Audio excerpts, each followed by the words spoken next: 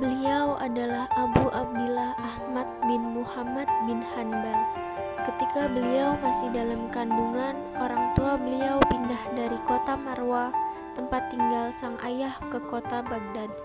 Di kota itu beliau dilahirkan, tepatnya pada bulan Rabiul Awal tahun 164 Hijriah. Ayah beliau, Muhammad, meninggal dalam usia muda, 30 tahun, ketika beliau baru berumur 3 tahun. Imam Ahmad tumbuh dewasa sebagai seorang anak yatim. Safiyah binti Maimunah binti Abdul Malik Asy-Syaibani berperan penuh dalam mendidik dan membesarkan beliau. Beliau mendapat pendidikannya yang pertama di kota Baghdad. Tamatnya menghafal Al-Quran dan mempelajari ilmu-ilmu bahasa Arab di Al-Kutab saat berumur 14 tahun. Beliau melanjutkan pendidikannya ke Adiwan. Beliau terus menuntut ilmu dengan penuh azam yang tinggi dan tidak mudah goyah. Perhatian beliau saat itu memang tengah tertuju kepada keinginan mengambil hadis dari para perawinya. Beliau mengatakan bahwa orang pertama yang darinya beliau mengambil hadis adalah Al-Qadi Abu Yusuf, murid atau rekan Imam Abu Hanifah. Imam Ahmad tertarik untuk menulis hadis pada tahun 179 saat berumur 16 tahun. Beliau terus berada di kota Baghdad, mengambil hadis dari syaikh-syaikh hadis di kota itu hingga tahun 186.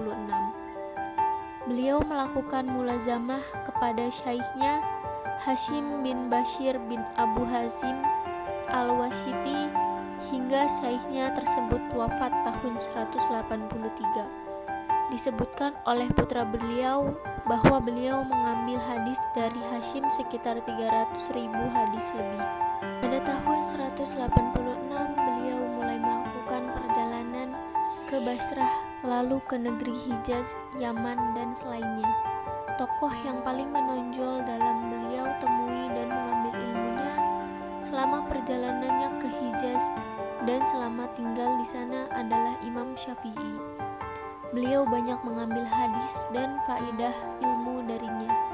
Imam Syafi'i sendiri amat memuliakan diri beliau dan terkadang menjadikan beliau rujukan dalam mengenal kesahihan sebuah hadis.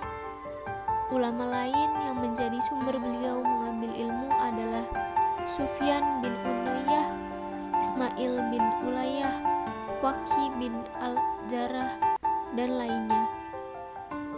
Beliau berkata, "Saya tidak sempat bertemu dengan Imam Malik, tetapi Allah menggantikannya untukku dengan Sufyan bin Uyainah, dan saya tidak sempat pula bertemu dengan Muhammad bin Zaid, tetapi Allah menggantikannya dengan Ismail bin Ulayyah."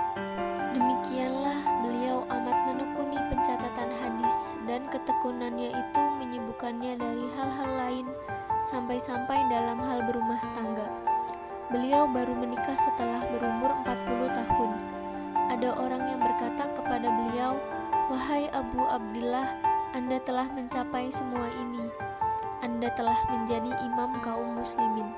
Beliau menjawab, "Bersama mahbaroh atau tempat tinta hingga ke makbaroh atau kubur, aku akan tetap menuntut ilmu sampai aku masuk ke liang kubur."